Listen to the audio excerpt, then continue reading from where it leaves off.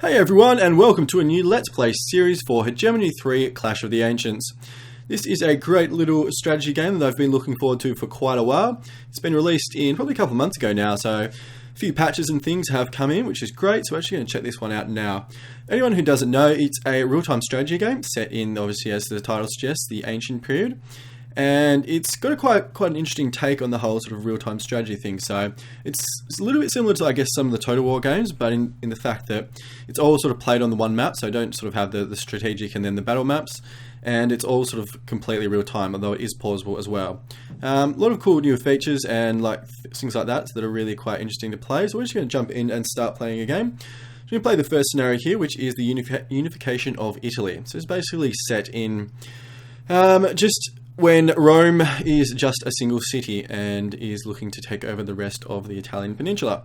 So that should be quite cool. We actually are going to start with Rome. So as you can see, there's all these different cities and stuff that you actually jump into and play, which is really quite interesting. So there's heaps and heaps of replayability in this one if you want to check it out. So we'll just jump into Rome now, which is what everyone is sort of suggesting. Going to play on normal at the moment. This game is there's only sort of casual, normal, and then expert. So actually I did run a test game on this map, and was quite difficult actually. So actually what I'm going to do here, which is something I didn't do last time, is just sort of edit our initial starting general. So this is sort of our starting leader or general. So what we're going to do is actually just take down siege damage. We don't want that too much. What are we going to use here? We are going to chuck in probably population growth. What else? Recruitment rate, that is a big one. We might actually even go that and then tax output. Sort of focus mainly on the economic side of things. We might change our little icon there. Who are we going to pick? Doesn't really look Roman, does he? He kind of does, doesn't he? Interesting. Alright, we'll go for this dude. Looks a little bit funky, a little bit whatever. And yep, jump straight into it. So this is the third Hegemony game. They've had two ones obviously come out before, given this is the third one. And I think they've actually learned quite a lot over the last sort of two games. So the first one was quite a few years ago now, and it was really, really good, but it was probably sort of a lot of the features and stuff weren't probably fleshed out as much as they could be. The second one, which was actually not that long ago, sort of released in fairly quick succession, was actually a Rome-centered game. I actually wasn't a huge fan of that for some reason. It just didn't, I'm not sure, it just didn't really click for me. But this one actually looks a lot better. Sort of the scope and stuff seems quite a bit bigger. Although I may have to actually check out Hegemony 2 and actually check out the Rome game, see if maybe I just wasn't in the mood to be playing it. But anyway, here we are. So this is the game, as you can see. So it's actually sort of like a scrollable, really sort of fluid map, which I really love. It's sort of one of the big features of the game, and something that a lot of other games should sort of implement a lot better. So this is obviously like the full strategic map, and then you can actually zoom in and sort of follows the mouse in where you zoom, and we come down here and actually see sort of our single Rome city there, and you actually come down here and see like all the icons, and actually a lot of the games end up actually being playing at this level, apart from sort of battles and things, which are all sort of played down on this level here. So this is our city as we are at the moment. Have a lot of sort of tutorial missions and stuff come up, but won't worry too much about that. We'll just jump into them fairly quickly. So the whole aim of the game is obviously to expand, and you sort of start with your single city here. You have all these sort of resource points. So these are like farms and mines and vineyards and lumber camps. And you actually sort of hook those into your city. So actually sort of create supply lines, and in between like your cities and your resource points, and then you've got like camps and watchtowers and all things like that you can actually sort of set up. So which is really, really quite cool. So very, very cool game. So what we're going to do is just going to jump straight into it. I'll sort of explain some stuff as we go through, but probably won't be a sort of a full walkthrough or guide or anything. If anyone's sort of interested in that, I can create one of those a little bit later on. But this is going to be a pretty stock standard Let's Play. So what are we going to do? The first thing we're going to do is queue up a few Latin workers. So we've got our workers down here, and so you need your workers to actually run these areas over here, like the farms. So if you've got a farm here, and you have a look down here, this is sort of the worker icon, unit capacity, and it's 0 out of 20. So basically we need 20 workers to be able to sort of run this farm at maximum capacity. New objective here, just to hook up a farm, or take over a farm, and then hook it up to our city. So you can come and have a look in here. This is sort of the units tab. There's our guy that we set up here, our leader, and we've got our two workers here, which are sort of recruiting quite slowly, or over time they recruit by themselves, which is really, really good. And yeah, so there's a whole bunch of like sort of stats down here. You've got garrison and morale, which is sort of like happiness level.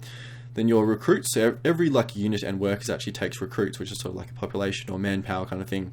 And we've also got food and lumber and wood, food and wood. So they're sort of, we've got 3 resources in the game are food, wood, and gold. So that's what we're doing. So we're going to actually select our first worker and send them over into our farm over here. Just select them and right click, and they're going to basically capture this farm. So at the moment this is like an independent farm, so it's sort of not controlled by anybody really. And this is sort of how all the units and stuff look. So that's sort of how they appear on the map. And it's the same with your military units. So your military units sort of fight on this map as well. So they're all sort of this size. So it's sort of not like you're never going to get sort of, thousands and thousands of, big army of 20,000, unit battle or something like that. They're sort of set at this level, so it's a little bit abstracted. So still very, very cool though. So next what we're going to do is actually queue up a Latin Spearman and also Latin Levies. And get both of those. So this is something I learnt that just on my first quick playthrough of the game, I sort of need both of those, because what we want to hook up next is the mine over here. So otherwise you can actually see up in this top left, we're actually losing 15 gold a week, or 15 income. I assume that's probably gold, isn't it? Yeah. Or currency anyway, whatever you want to call it, probably just call it gold. So we're actually losing that a week. Also losing some food here. So just mouse over and we've got max production is 0, and we're actually consuming 16. So we're actually losing around about 16 food a week, so that should be sorted out pretty quickly. So you'll see our farm here, it's been captured, and now we've got this little icon above it there, and that basically means to get the benefit from it, we actually need to hook it up to one of our cities. So actually just going to right click on that, and there we go, little mission, we won't worry too much about that, there we go. And so you actually see here, click on here, it's got that little supply line, which is fine. I've got some raiders, so that's actually going to be a little bit of a problem. Going to select our, I haven't got any at the moment, so it's fine. This is probably actually going to be raided, which is going to be a little bit of a problem. Hopefully they'll go the other way, potentially. Yeah, it looks like they are. That's really, really good. Cool, so what we're going to do is we've got our spearmen and our levies done, so we're just going to select them, and there they are there. Just going to put our levies behind our spearmen. So the levies are sort of ranged units, and the spearmen obviously sort of like frontline units. So we just send them in to attack the skirmish over here, and then we've got our ranged unit doing some damage there as well. So it sort of does look quite simplistic, but there are sort of a lot of factors and stuff going in on the background. So things like battle lines and morale and flanking and all that kind of stuff. And so it is sort of a lot more in depth than what you would think. So you can actually get into some really quite cool. Sort of, especially like on big cities and stuff, once this sort of gets built up and has some big walls and stuff, you actually need a really substantial army to take it over, and you actually sort of get to line up your army in like the best way to sort of, stay out of range of certain units, but also make sure that your siege units can sort of take down the defenses and stuff like that. So you actually set up some really quite cool battles and sieges and stuff, so it definitely is a lot more in depth than what it first appears. So what we're going to do next is send our 2 military units over here, and we're going to get out our other worker and actually sort of just send them over here, because this is a raider camp at the moment. So, and basically means that obviously sort of raiders are like, so the name suggests raiders or rebels or whatever you want to call them. So they're cause nuisance, and they're sort of going to constantly basically come and attack all your stuff. So if we send our workers over there, they'll sort of just get defeated quite easily, and they'll have to come all the way back, and we'll have to send them back out again. So that should be pretty good. So what we're going to do, we've got our 2 units there, we're going to send them over. And there sort of is a food, mechanism in this game. So if you don't have food in your units, they actually suffer a really big morale penalty, and it's going to end up really bad for you. So definitely want to keep your units supplied at all times, and just going to send these guys forward, just send them back a little bit so they don't get into range. There we go, that should be fine. So it looks like we're quite outnumbered. Hopefully we're going to be okay at the moment. I might actually sort of just probably attack the raiders over here, because we've actually got 3 sort of ranged units as well. So try and take down the melee units first, and then we can just concentrate on the ranged ones pretty quickly. So they're going down pretty quickly, which is great. So we should be able to sort of them pretty quickly. So we can get our ranged unit take over these guys, and then these ones are going to attack these ones. Just sort of cover all the bases. So you actually see like you've got a charge mechanism there as well, so you already get like benefits on charge, and there are quite a big range of units as well, so you sort of have some quite cool battles later on as the game progresses, which is really good. So sort out these guys and we'll send our workers in. Might just move them a little bit closer, get this mine up and running. We'll take this place over here, this camp, the raider camp, just make sure they don't sort of constantly attack all our mines and stuff. So that's what we'll do there. So our ranged unit is taking over the slingers over here pretty easy. The spearmen are taking down the other slingers there. I'm just going to select them and attack there. So do sort of pause. This game, you will end up pausing quite a bit and sort of running things from this level. So you sort of can end up getting attacked from lots of different directions and sort of having to pause and issue units all the time. And I think generally if you sort of just try and do it without pausing, it's just not going to work on any sort of level. So that's been my experience in the last few games anyway. So we might see how this one goes. It may be a little bit different. So what we're going to do now is queue up another unit of workers, and we're actually going to take over this vineyard over here. So the vineyard produces food and gold. So it produces both things, whereas a mine is obviously just gold and a farm is just food. So the vineyard is sort of just a little bit of a jack of all trades. It produces mainly income, but some food as well. So it's quite a cool thing to have. So we've actually taken over all these units, and you actually see these ones sort of defeated units here, where you can actually take these people as slaves, and they can go and work in our resource buildings. So workers actually have like an upkeep. So it actually costs you gold to sort of maintain up here, or income, whereas slaves are completely free. So sort of as the game goes on, you can actually sort of have your slaves take over your resource buildings, which saves you quite a bit of money. So we might actually sort of just take over a couple of these if we can. There's not a whole lot, they're not really a whole lot available though, so actually might just skip it, might just leave it. Because you've got to have like 20 workers to sort of use, get the full benefit from a resource area. So if this, like, it's only got 7 at the moment, though you can merge units together, so we can sort of get a few and merge them together, but we may sort of just focus on that a little bit later.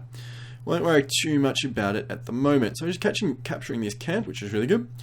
And we've taken over this mine, which is awesome. So you can set up another route back to our city there. And you see there our income actually jumped up quite quickly. So she's got another mission there. So we've got a few missions we can set up. I'll go through those in a minute. And there we go, we have our camp done as well. So that means the raiders aren't going to sort of be here and spawn all the time and cause us heaps of problems.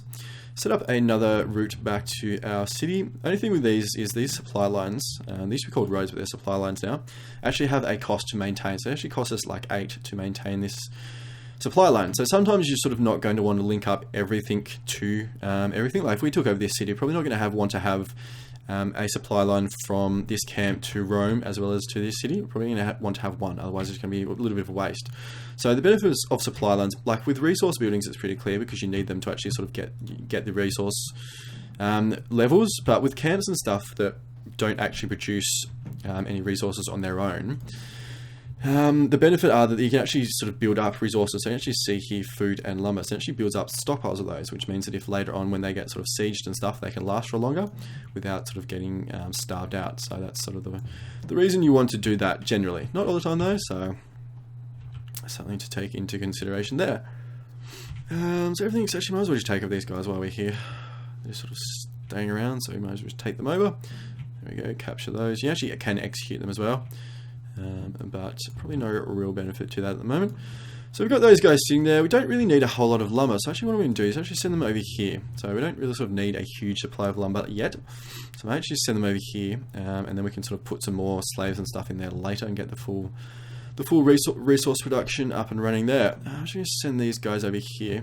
Just sort of don't want to send them out on their own because this is another camp here. So there's obviously going to be some raiders around here. So I don't sort of want our workers to get taken over sort of really easily or really quickly or anything like that. So just might be a little bit patient. So I actually see some there. So hopefully that's not going to cause us any problems. Wouldn't have thought so. I might actually sort of send our spearmen in front there. I might just send our workers back a little bit, just so they get caught in the crossfire. Send our little skirmishers back if we can. So they're not really any good at, no, can't break from combat, right? So they've already got caught in combat there. So obviously our skirmishers aren't that, or our ranged units aren't that good at melee. So we don't sort of generally want them to be fighting hand to hand like this, but we got caught out a little bit, and as you see, we're losing quite a few men there. So hopefully they don't break or get defeated or anything, because if a unit breaks, it actually gets sent back to their home city. So each unit has a home city, and if they get defeated, that's where they go back, and then you sort of have to rebuild them out of the recruits here. And as you see here, 68 out of 80. So if we actually lost another 68 more men, we would actually be out of recruits. And recruits regenerate very, very slowly, which is actually why I went for sort of that benefit to... So we actually had our first unit defeated, so there we go. So actually our levies have been defeated, so that's a bit of a blow, but that's okay. Hopefully we should be able to still be okay with this battle here. We should be able to take up these skirmishes fairly easily, hopefully. We are getting attacked in the flank. That's okay. So units have, there we go, so that's the first one's done, which is good. Units have a lot of upgrades and things as well, so you actually have sort of generals attached to them, and also a whole bunch of upgrades, so we'll get into that a little bit later. So we've taken them over there, got a charge bonus, we should be able to take out the slingers quite easily, they're quite weak in the melee front. Jump back to our city, actually see here, this is our levies, and actually sort of recruiting or regenerating back to normal, so that's fine. Workers have been defeated as well, so that's a blow as well, so we're just going to send them back out to our area out there, the vineyard, and that should take that over fairly quickly. So we've got some objectives over here. So we have to do we can actually help out a city by demolishing a raider fort that's threatening them. We also have to do a general tour. So this is sort of like a story mode. If you don't want to do these, you don't actually have to. You can sort of just ignore these and play on your own. Although generally in the early game it is to your benefit. So we can actually sort of take over these cities rather than actually sort of invading them. We actually sort of take them over as part of like a story mission. Sort of get our start and all that kind of stuff going a little bit quicker. So what we've got to do is actually send our general leader over here and sort of just do a tour of these cities. So just about a tour just means actually sort of come near the city, and it sort of just triggers like a little mission. So there we go, we've actually taken over or defeated another unit. Got a few more slaves there, which is good. So I'm actually just send them back over to this the lumber camp over there. Alright, so this is our first tour. So we actually went to the city of Ostia. And it says they've greeted their rightful ruler with a token tribute of 31, so that's 31 gold, but are overcautious about pledging us their loyalty this time. If we were to prove ourselves to them, they may join us, or we can simply march in and teach them they have no real say in the matter. So maybe we can sort of just take them over by force. I actually did try that in the last playthrough. Did not work out in any way, shape or form. They are a lot stronger. Actually, we took over Ostia quite easily. But this city up here, which is Lanuvium, they had some more advanced units than what we had, which meant that we were actually got our backsides handed to us really, really easily. So we won't be trying that again. We're actually going to sort of go down the peaceful route. Spearmen, send our spearmen back with our slaves going over. Actually, no, did we capture this? No, we didn't. Actually, we meant to do that. And then our workers are coming over here. They'll take over that. So this is the next one. So we've sent our leader over to the city of Lanuvium, and they've given us 118, but it's also the same situation. Don't want to join us quite yet. So we're going to send our leader over this one, which is the third city, Carcioli, and the last city, Anagnia, is that right? Oh god. A lot of these Latin names are quite difficult to pronounce, so if I absolutely butcher them, I apologise. That one is over this way somewhere, so I actually haven't discovered the area. So as you see at this level, haven't actually discovered a whole lot around us, so you have to actually uncover regions, like I guess a fog of war kind of situation. And cool, so we've got our lumber camp done. We're going to set up another route or supply road back to our city there. This will be our upgrades, that's fine, we'll do that in a minute. So we're actually getting plus 11 lumber there. That'll obviously go up the more workers and stuff we have in there, so that's fine. So that's pretty good. It's actually losing gold and food, but they've actually taken over this vineyard now. And the vineyard produces 48 gold or 48 income and 8 food, so that's really good. So we set up a supply route back to our city, and we're in the positive in everything, or pretty much in everything. Just a little bit less in food, but that's fine.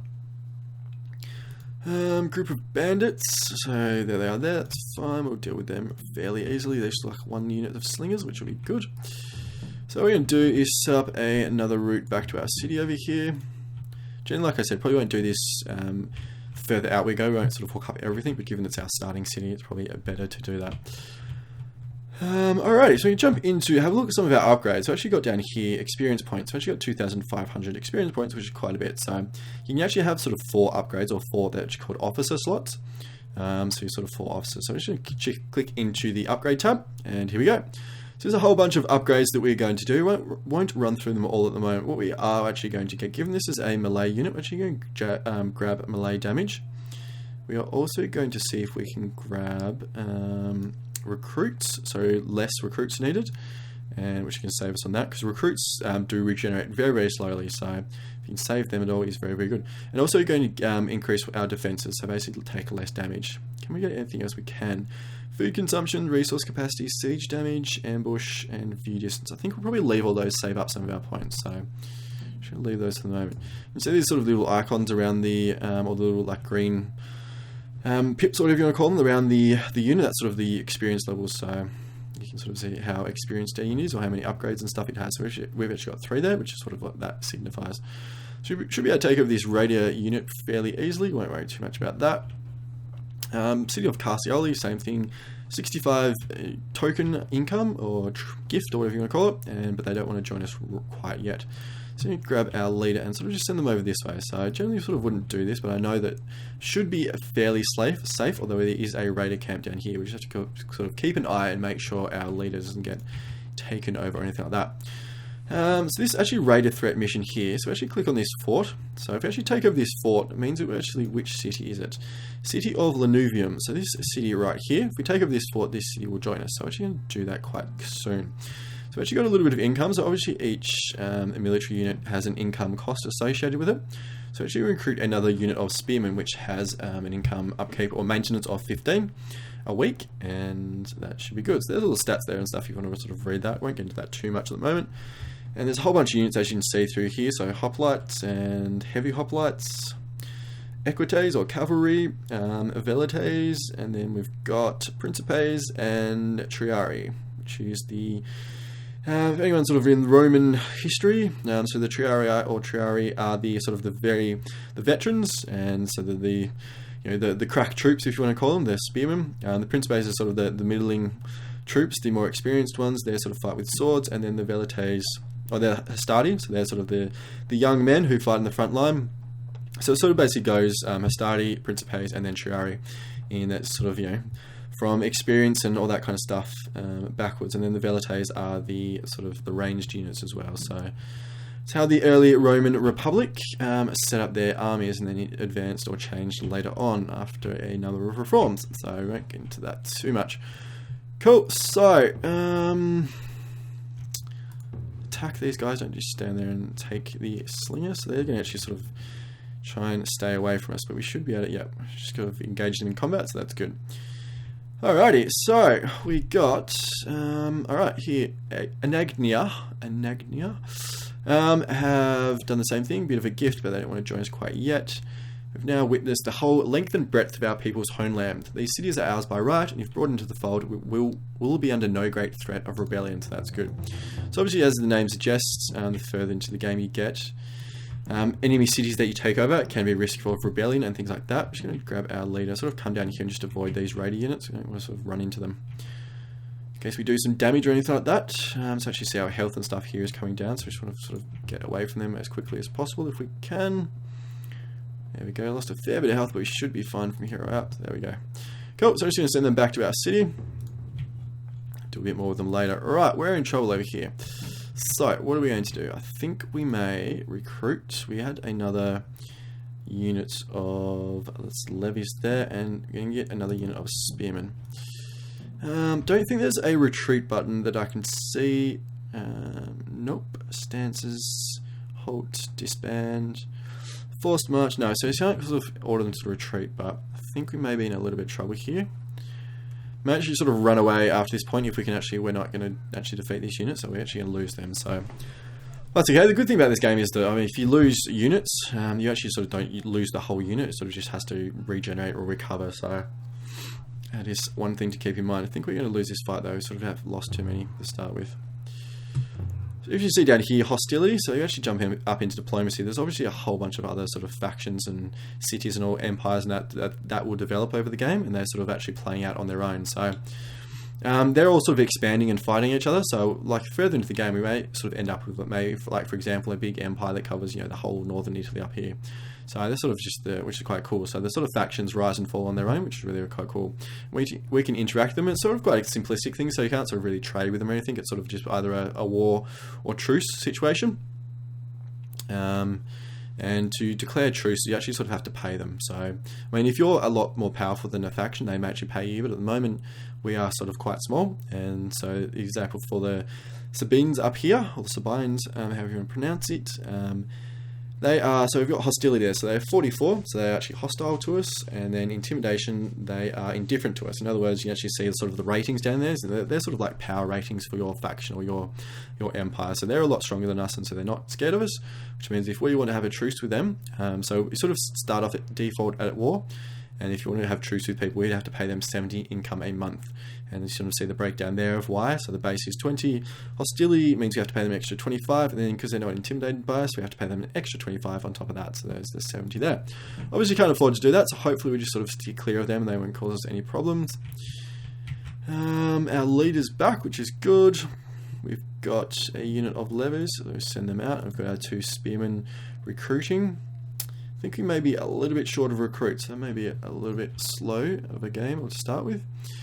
One thing about this game that is quite cool is sort of a lot of playthrough is really quite different. So a lot of different things happen. So sort of in the event and order of things. So it really is quite a cool game. A lot of replayability, as I mentioned before, even if you're playing sort of the same faction, the same city. So that's cool. So we actually see here Independent Rome. So Independent Rome are basically these sort of 4 cities that we mentioned before. They sort of start off as an independent faction, and then they sort of go around and they're claiming areas and sort of building up their cities on their own, all that kind of stuff. So we're out of recruits at the moment, so that's what that pop-up says there, which means our units are going to regenerate quite a bit slower than what we'd like, but that's okay. We won't worry too much about that.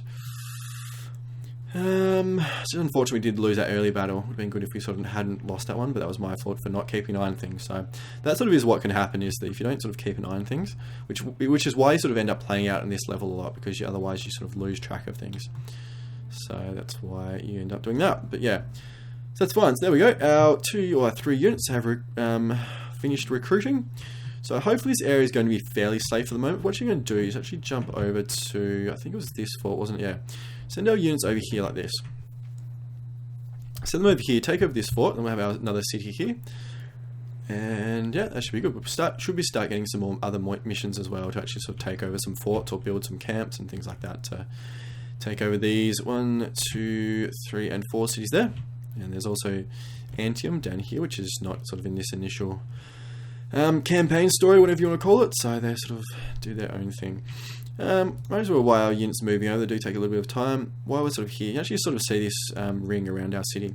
That's basically like the range of the city. And so each, you sort of have to be within that range to actually sort of get the benefit of recruits, so regenerating your units or your manpower, or actually like resupplying and being in the, with your food, so actually you can resupply with food. If you're outside of this, you actually don't get recruited or new recruits in, and you also start losing food.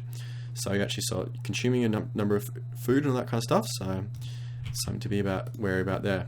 So what we're going to do here is wait for our spearmen to come in. We had another mission to actually sort of upgrade our city. So we jump into our city, come down to the upgrades tab, and we've actually got like a population. So you have a few different upgrades. It's like if we come into Rome, we actually build like walls and things like that, and some barracks and stuff later on. We also put down a general.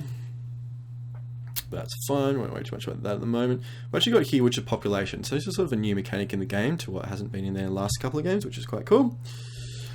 So basically it means that you sort of upgrade your city level. So as you see here, Rome, this little 1, so that's our first, it's only a level 1 city. So we want to upgrade this to a level 2 city. And by doing that, it's going to give us extra population, food consumption goes up, we also get more money and things like that. So I'm actually going to do that now. So upgrade to a level 2, there we go. So a little bit more income and things like that, which would be quite cool. So that is all done. So cool, everything's going pretty well. So what we're going to do is actually sort of set up this at the moment. So you just got like they're in an army or a formation here. So what we're going to do is actually send them probably just to about there. And we sort of don't want our skirmishers on this front line. So what we're going to do is we actually sort of click on individual units. We actually click on our skirmishers and actually bring them back to there. So actually basically want to have them behind our front line. So they can sort of just sit behind and throw their javelins and all that kind of stuff and do their thing without being in the frontline combat, which is what we definitely don't want. So as you can see here, there's actually a little icon here. It says broken formation. So spearmen actually sort of get a bonus when they have a it says using the battle line stance. So actually there's different stances you can have in the game, like skirmish, battle line, and ambush, and a siege. So there's a few different stances. And with the battle line stance, I believe it is, you sort of, if you're in your sort of set formation, you actually get like bonuses to charge defense and things like that. So that's what that is. When you actually sort of see when they were moving, they were sort of out of formation, but now they're sort of in formation. So actually just to get these guys to attack there, so they don't get behind our lines into these skirmish units, and these guys will attack them there. So our 2 spearmen should be able to take over these raiders pretty easily. We'll get our skirmish sitting behind, which is good. And yeah, so it's going to be a fairly easy fight. There we go. So that's one down. I'm going to send our next one over here, and our skirmish is going to attack these guys as well to get them out of the fight pretty quickly. Yep. So you can see that little unhappy face there. That's sort of a low morale icon. So they're down as well. And then just send our last, all our units over there. Once this one goes down, we'll capture this unit here. And we go to the big charge bonuses, which is awesome. So this little slingers will go down very, very quickly. There we go. Cool. So they're all done. So what I'm actually doing, so just capture these units while we're here. So they should come up pretty quickly. Surrendered enemies, yeah, that's fine. Won't worry too much about that. There we go. So what we're going to do now is actually send our units over here. So we grab both of our slaves there and send them all over to our lumber camp over there. So we've got 11 workers in at the moment. I think these ones only had sort of a few in each. So there's 4 in that one, 4 in that one. So there's another 8. So that's pretty good. So we're capturing this one fairly quickly, which will be good. She'll get access to this city next, and I think that's where we'll put a cut in the episode. So generally run episodes around about the 30-minute mark, which is fine. So you see another faction, Vi, whatever you want to call them, have built a camp over there. So that's the first sort of, or second actually faction. We have the Sabines over there. And here we go. So a new city has joined our faction. They're grateful for our support against the raiders and have decided they will be safer under our banner. Cool, so there we go. So actually this is our second city, so Lanuvium, which is fantastic. So what we're going to do is actually queue up a supply line to our next city, basically so that they can sort of transfer resources and in between them. So sort of food and wood and all that kind of stuff. If one needs it more than the other, they can sort of transfer it on their own. So you actually don't sort of really have to do anything with that, which is quite cool. So it sorts itself out on its own. So actually sort one up there. So Rome will have a connection to Lanuvium. Logging camp's done. So actually sort of queue up, probably get a few workers and actually sort of get a few new areas in here. So I'm actually trying to get this mining camp and this vineyard to get some more income, so we can recruit more units and things like that. And also get some more food and stuff as well. I think that's going to be the job for next time though, guys. So I hope you've enjoyed this first episode of Hegemony 3, and we'll definitely be back for more. So this, as you can see, we've only scratched the surface of the map, so there's it is really quite a huge map, so it's going to take a long time to sort of get through a campaign. Hopefully we can unify the whole of Italy, which will be quite cool. So anyway, we will continue that next time, guys. Hope you've enjoyed it, and as always, it would be absolutely amazing if you could subscribe to the channel and like the video, so every little bit helps in that respect, so that would be enormously appreciated. But until then, I'll see you all soon.